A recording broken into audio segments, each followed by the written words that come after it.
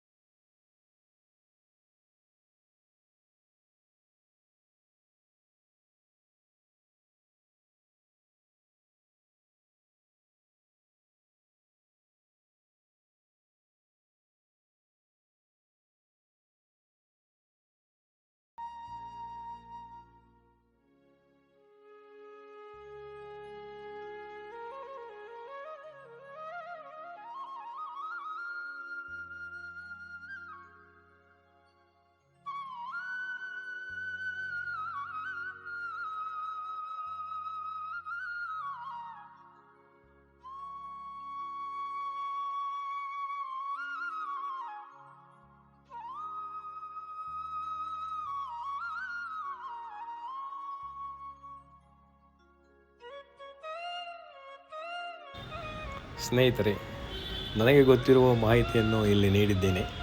ತಮಗೆ ಇಷ್ಟವಾಗಿದೆ ಎಂದು ತಿಳ್ಕೊಳ್ತೀನಿ. ದಯವಿಟ್ಟು ವಿಡಿಯೋನ ಲೈಕ್ ಮಾಡಿ, ಶೇರ್ ಮಾಡಿ ಹಾಗೂ ನನ್ನ ಚಾನಲ್ನ ಸಬ್ಸ್ಕ್ರೈಬ್ ಮಾಡಿ. Thank you.